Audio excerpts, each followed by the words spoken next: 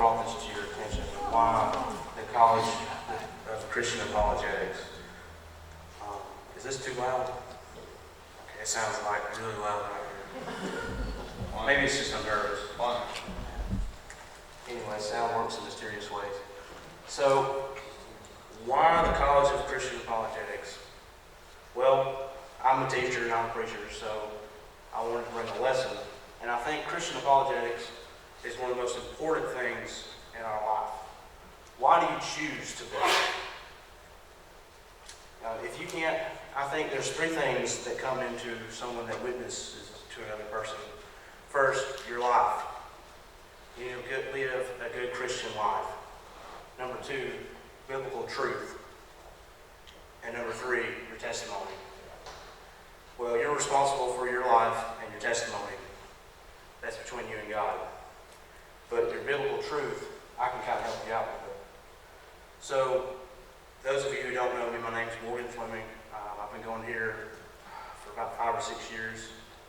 And what made me go this path was Brother Chad started a college and career class, Sunday school class, and he posed some questions that he challenged us all, and questions we couldn't really answer.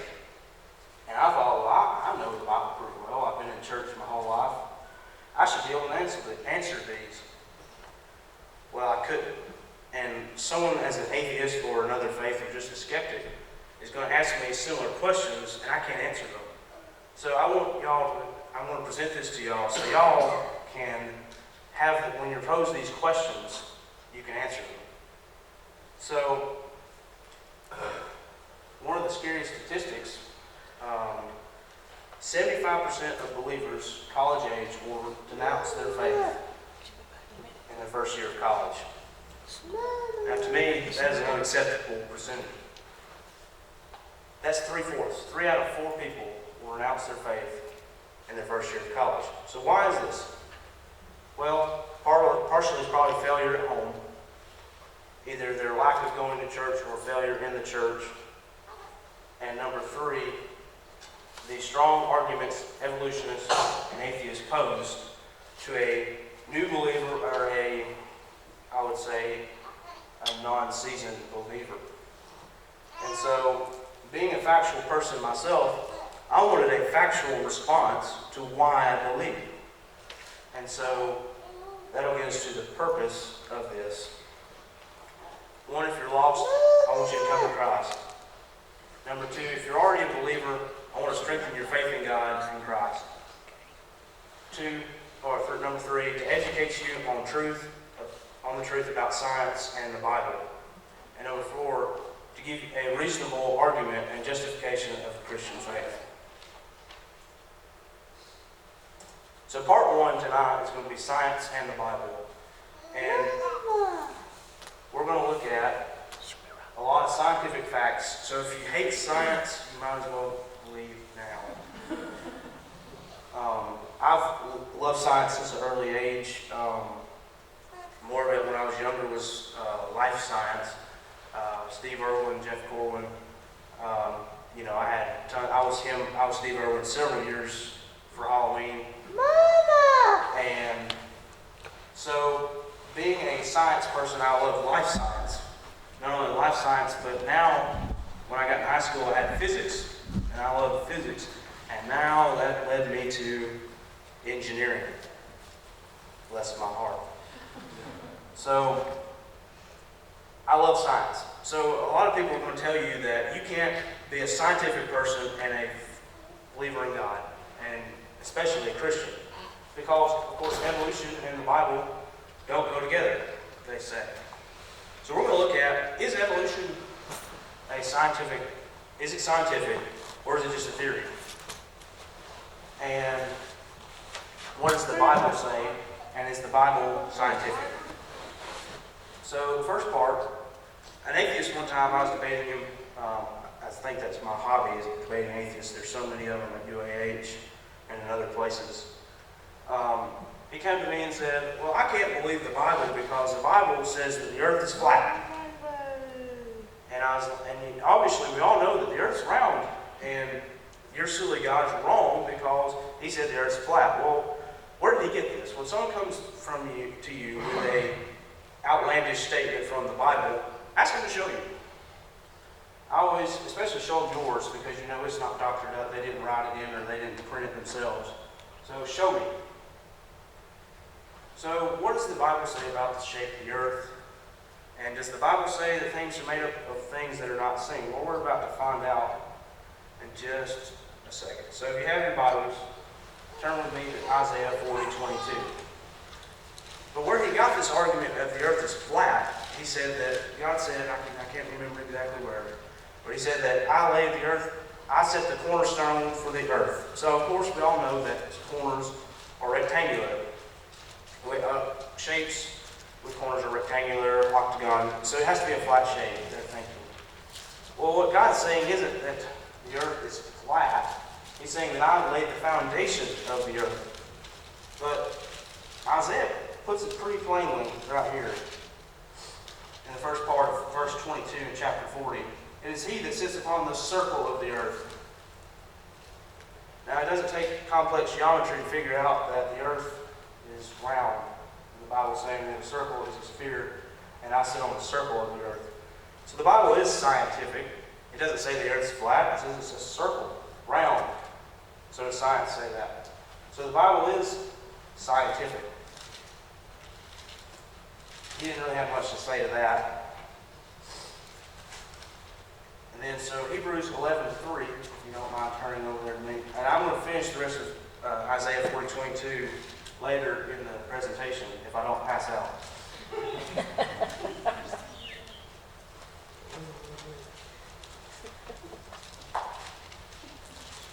Bet you all smart people. All right, so 11:3. How many? Everybody there?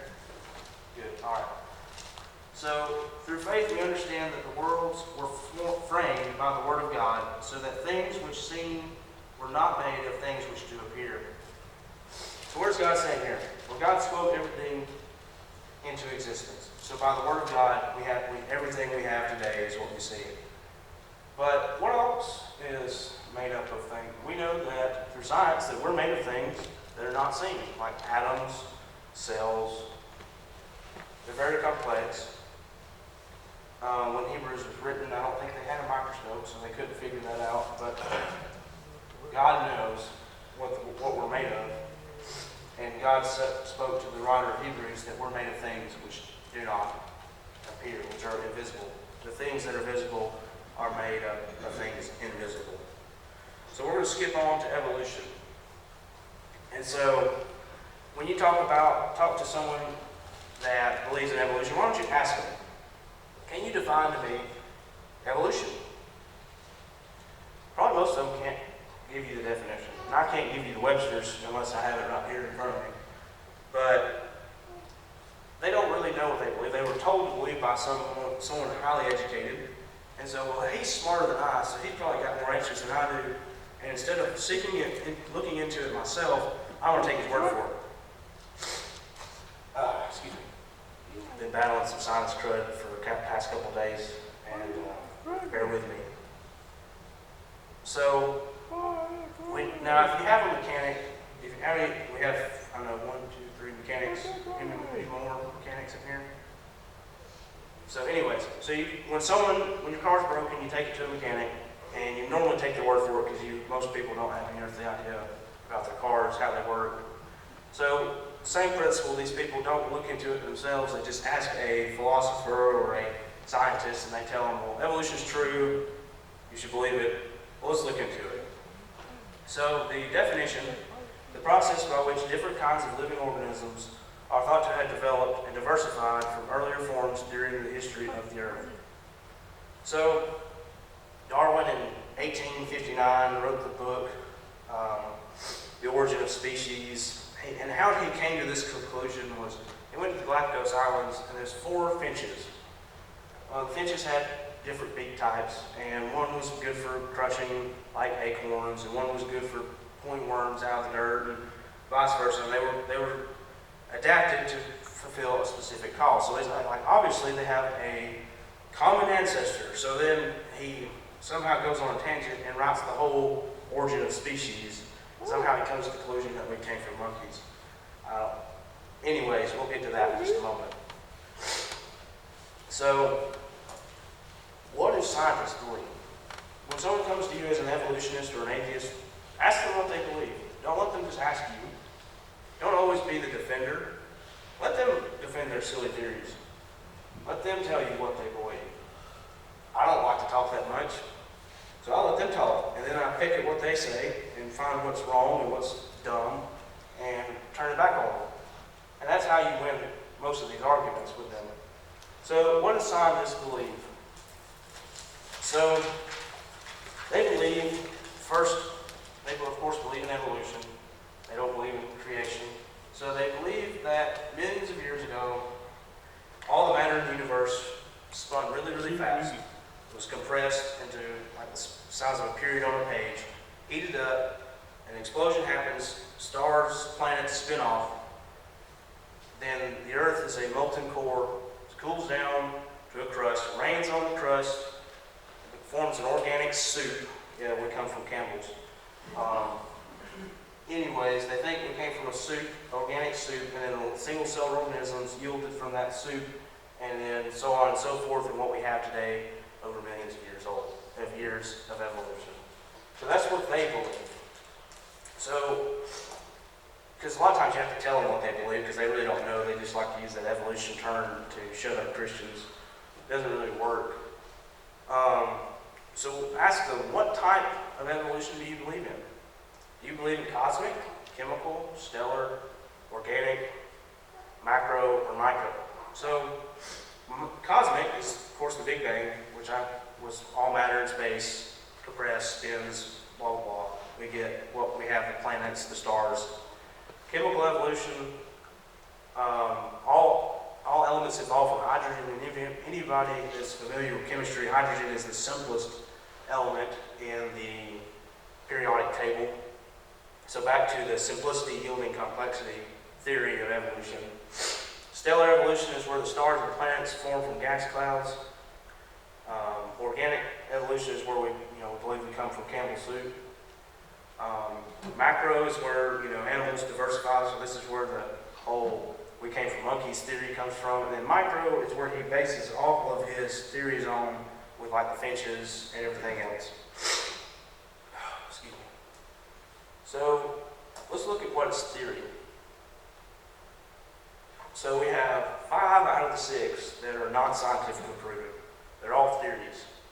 So what does that mean? Scientists believe, or which is a theory, or what they don't want to hear is a religion, really. So they have no real scientific basis. They have a crackpot theory, and they try to press it on as science. You never hear scientists say, we believe in gravity, or most scientists believe in gravity. We know gravity is real. I can drop something from my pocket and it'll hit the ground. We don't have a theory of gravity. We know it's true because it's a fact. Same thing with these evolutions. They're not necessarily a fact. They're still theory. They haven't had good enough science to disprove creation and prove their theories. So I would name 5 that are not proven. So that means the 6th one is proven. And not only that, that's 83% of the theories are not proven. So if I told you that I was going to take 83% of your money, you wouldn't be too happy about that. Same thing with their theories. You take 83% of them and throw them in the garbage. So microevolution, variations within the kind. So if you have your Bibles, let's turn to Genesis 1:24.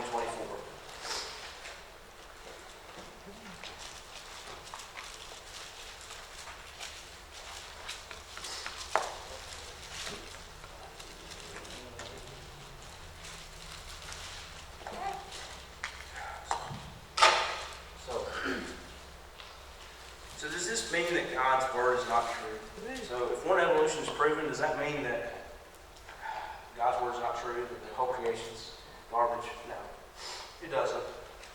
So, and God said, let the earth bring forth the living creature after its kind, cattle and creeping thing, and the beasts of the earth after its kind, and it was so. So what is it saying here? So when you breed a cow, you get a cow. You get a chicken, have a chicken. You don't have a snake come out of a chicken egg. obviously they're not the same egg anyways, you can tell the difference. But this is when survival of the fittest kind of theory comes into play. And it's not 100%, but basically it's a governing factor between species. You know, the slow animals get to eat, don't get to pass down their genes to the next generation, whereas the faster, more capable, healthy animals get to live and breed. Does this disprove God? No. This proves that nature's how cool. So, Jeremiah, this is interesting. Turn in there as well.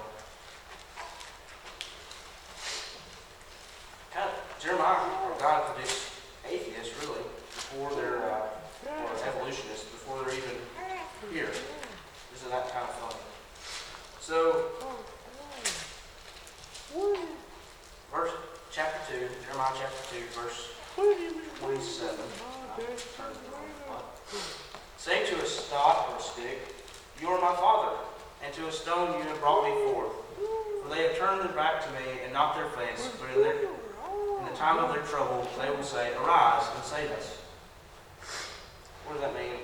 They're turning their backs on God. They're denying Him. But when they're in a sticky situation, they'll probably call Him. So how many of you know about Richard Dawkins? Raise your hand. We have some class participation today. Anybody heard of Richard Dawkins? Nobody? Richard Dawkins is a well-renowned atheist. He wrote The God Delusion. He's kind of a jerk. He's full of hate. He mocks Christians and all believers. He thinks we're all stupid because we have faith and that He is all wise and almighty. Well, he's basically saying He's God. But anyways, so he's in a debate at a Catholic school, and he's saying that Christians are dumb because most of them don't even practice what they preach. Most Christians you can ask, they don't even know the first four Gospels, or the four Gospels. They don't even know the difference between the Old and New Testament. They don't go to church. They don't believe in the Bible. They don't read their Bibles. He's basically saying they're a bunch of hypocrites. Most of them. I don't know what percentage he presented. Well, the professor there at the college asked him, "Well, Richard Dawkins, can you name the full title of Darwin's book, The Origin of Species?" It's a really long name. I don't remember the name of it. He's like, "Oh, yes, I know that it's longer than The Origin of Species." And he's like, "Well, why don't you go ahead and just share it?" Now, I'm just quoting him, so don't. He goes, "The origin of species. The origin of species. Oh my God." That's what he said, exact words. So he's calling on God subconsciously to help him remember the name of the book that helps him deny Him. Real smart guy. Kind of goes along with Jeremiah 2:27. I heard a phrase one time, "There's no atheists in foxholes." Means, when you're in a pickle, you're going to call out to God whether you believe in Him or not. So, and I had an atheist guy that I go to school with. He even agreed with that statement. He goes, "You got a point there." And I said, "It doesn't matter how much you deny God, you get in a big enough situation and you can't get the answer out. You're going to say these words: 'God, if you're real, get me out of this situation. I'll live right. I'll go to church. Whatever." They'll waver. So, a review, what's true, only 1 out of the 6 is scientifically proven. So, when someone comes to you thinking that they've trumped you when they say the word evolution, bring that to their attention. So, we're going to look at microevolution example. So, how many of y'all watched Looney Tunes, right? I haven't watched it, and I know some of you right here watched it. But anyways, it's a good show. It's still good. You more experienced people. I didn't say old, so don't throw any rocks. So we have Sylvester. He's a very hungry predator. And so he sees 2 mice. So we have Slowpoke Rodriguez, and we have Speedy Gonzales. Speedy Gonzales is, of course, the fastest mouse in Mexico, and Slowpoke is the slowest. So if you think Sylvester runs upon these 2 mice, they're having dinner, and he runs upon these 2 mice, who do you think is going to get caught? I wish we had some kids in here. Anyway, Slowpoke's going to get caught. So Slowpoke gets caught. course, Slowpoke gets eat or whatever, and he can't carry on his genes to the next generation. And of course, Speedy gets to have a family and live his life happily away from Sylvester, and his genes get carried on to the next generation, and Slowpoke's gone. So, of course, this is natural selection at its finest. Except Slowpoke is back at him. And actually, Slowpoke lives to fight another day. And Sylvester don't get to make it. And he don't carry his genes. So technically, natural selection doesn't always work. It's more of survival of the luckiest instead of survival of the fittest. Of course, Speedy's more fit, but Slowpoke packs heat. So Sylvester doesn't get it. Slowpoke, it's just a bad day for Sylvester. So let's look at cosmic evolution. Wait. What is the problem with it? Well, I just told you that they're not proven. Why don't I give you an answer? So, I want to use some big words, so don't bear with me. I'm not that smart. I just got this off the internet. Now, we actually covered this in dynamics, but the conservation of angular momentum is what I'm going to talk about, and this is what's going to disprove this theory. So, I've told you about all the matter in the universe spinning very fast in one direction. We'll just say one direction because you can't spin two directions at the same time. So all matter spinning off, and then planets and stars spin off. Well, how many of y'all have used a seed spreader? So it evenly distributes the seeds, right? What you probably didn't notice is the seeds, when they come off, they're spinning too. And they're spinning the same direction as the seed thrower. This is the conservation of angular momentum. Well, space is frictionless, so there's no resistance, or it's basically frictionless. There's a very small amount, but it's frictionless, which means there's no resistance. There's no air resistance. There's little to no gravity. You know, it will go forever, basically. That's why when we went to the moon, when we came back, we spun around the moon several times to pick up speed, and then when we got to the outer edge, pointed back towards Earth, we hit our thrusters and we went back to Earth. We only needed a push because we were going to maintain the same speed until we got back to Earth because space is frictionless. So if this is the case, and we know that conservation of angular momentum is scientific, if this is the case, we'll know that, one, all the planets should spin in the same direction. Not only that, we notice when you spread your seeds out, they're pretty much evenly distributed. They're not clumped up. You don't have one pile this high and one this, it's pretty evenly distributed. Well, the galaxies are not evenly distributed, and two of our planets in our solar system spin backwards, Neptune and Uranus. So, according to this theory, it's wrong. It doesn't hold up in science, let alone, it's just a belief. It's a good idea. It was actually a Christian came up with the theory to help explain creation. And then, ironically, now all these atheists use it to disprove God. Stephen Hawking talks about, the universe can form itself because we have gravity. Well, that's implying that gravity is eternal. If gravity came in existence at the same time as the universe, which we have no idea of way of proving either way, gravity would have to be eternal for it to form things on its own. So something has to be eternal for the universe to form. We can't just have a random occurrence and we have complexity. So these are the least I know about the theories because there's not a whole lot of information. Not even many scientists believe in these theories that hard. They just use them to help themselves out. Chemical evolution, hydrogen is the least complex element, like I said earlier. They believe that all elements evolved from hydrogen. There's no basis on this. Once again, they're saying simplicity yielding complexity. There's no point. There's no proof of this. Stellar evolution, we've never observed a star form. What does that mean? So that means scientifically we have no idea that stellar evolution exists because it's not observable, repeatable, or measurable. By the scientific method, it isn't true. I'm not even using the Bible right now, I'm just using science to disprove their own theories. This lesson won't have as much Bible. I hate to even do that. There is Bible, don't get me wrong. I wouldn't do it. I wouldn't be here if there wasn't Bible in it. But next lesson we'll have way more Bible from this one. So I skipped organic evolution. I'm going to get back to that in a minute. But macroevolution is what I'm going to talk about next. So this is where Grandpa's a monkey theory. There's no missing links in the species in the fossil records. None. We have, if evolution happened over millions of years, we would have some form of a bird with some scales, or a monkey with kind of a shorter tail than we have, instead of, when it transitioned to an ape. We don't have any transitional fossils. Well, they're like, well, it happened so fast, the fossil record just missed it. Doesn't that kind of support creation? Well, whatever. We'll get back to that. So, we have no missing links. We still haven't found Bigfoot.